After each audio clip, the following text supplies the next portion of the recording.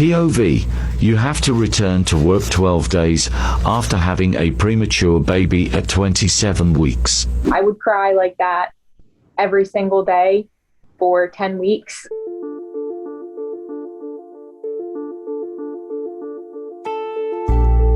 So that when she is eventually discharged from the NICU, you can spend what little maternity leave you have with her. That was just one vulnerable moment that I caught on camera. She wasn't supposed to be due until January 11th of 2022, so just a couple of weeks ago.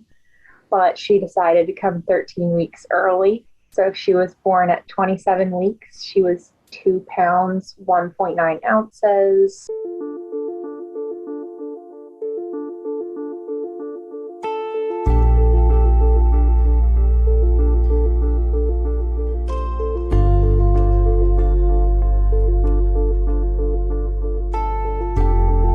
I had to go back to work just 12 days after I had her. So then my routine turned into, now I have to pump at work. I have to get ready to go to the NICU after and see her. I have to drive home, and then I would do it all again the next day. It should have just been, I am sitting here in this hospital room right next to her, reading her a story while I'm pumping, focusing on us being together.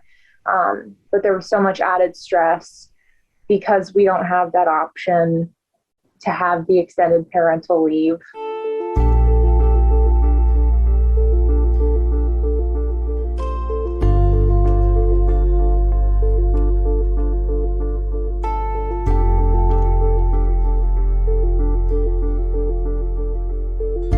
Part of being a parent is this in the United States, is when I went back to work, I was still bleeding, and I had all these cramps, and she would wake me up in the middle of the night, and then I'd have to go right back to work 2 hours later.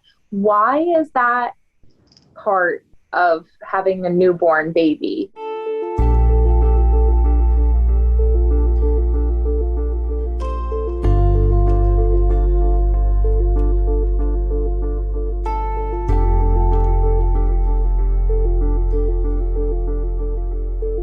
I saw a lot of NICU moms commenting this is my story. The exact same thing happened to me. I went back 5 days after. I went back 7 days after.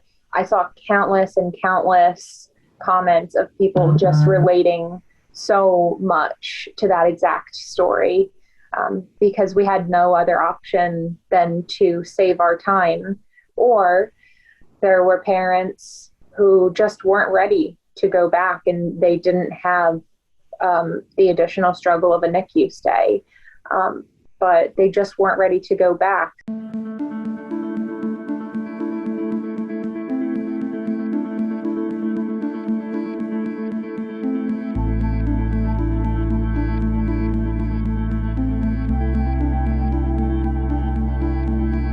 I don't think 6 weeks is enough to get to know a brand new human being, and figure out their routine and really be there and nurture them.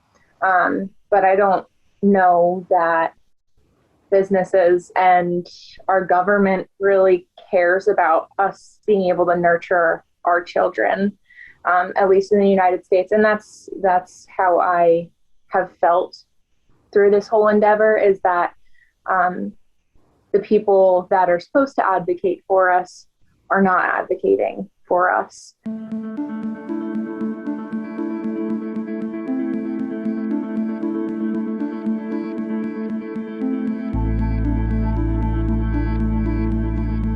I mean, I was completely shocked when people started to be like, how can we help you, and this and that, and so appreciative. I will forever be thankful, and I don't want anyone to think that I am not, but I want to make sure that it's different for everyone that doesn't have the ability to go on TikTok and receive help like that. I don't want her to have to go through this. If and when in the way future she's ready, I never want her to have to experience this. I want her to be happy and just love that baby. Even my best friend and my sisters and everyone. I don't want them to have to experience this, but I know it's going to take time for change.